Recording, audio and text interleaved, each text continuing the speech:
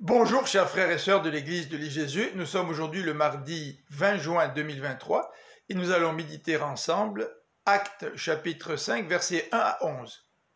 Il s'agit du récit d'Ananias et Saphira. Au début de la conquête de Canaan, le jugement de Dieu s'est manifesté avec une grande sévérité contre un homme, Akan. Ce dernier avait gardé pour lui une partie du butin qui était réservée à Dieu après la prise de la ville de Jéricho. Ici, au tout début de l'histoire de l'Église primitive, le même jugement se manifeste avec sévérité contre deux pseudo-disciples. En effet, Ananias et Saphira ont voulu montrer une générosité qu'ils n'avaient pas.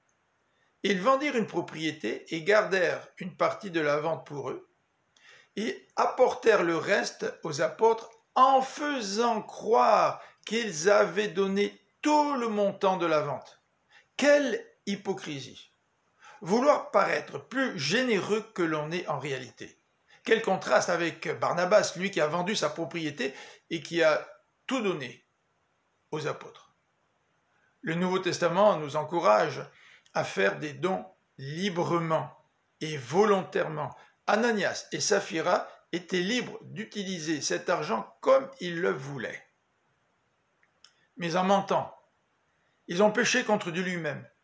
Ils ont voulu paraître plus spirituels qu'ils ne l'étaient en réalité.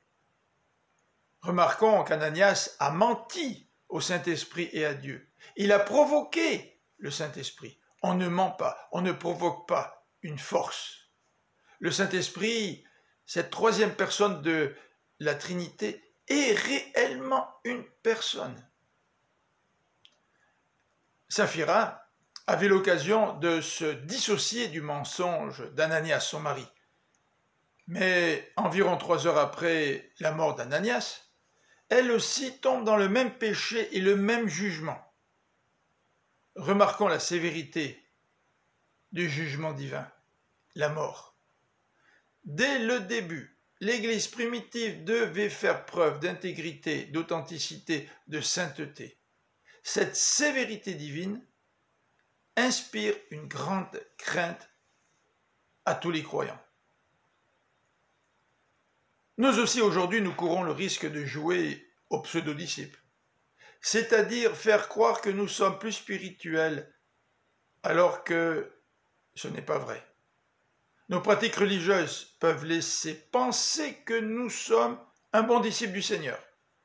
Mais rappelons-nous que le plus important est d'aimer Dieu de tout notre cœur, de tout notre être et notre prochain comme nous-mêmes. Si nos actes religieux ne jaillissent pas d'un amour profond pour Dieu et notre prochain, nous manquons d'intégrité et d'authenticité.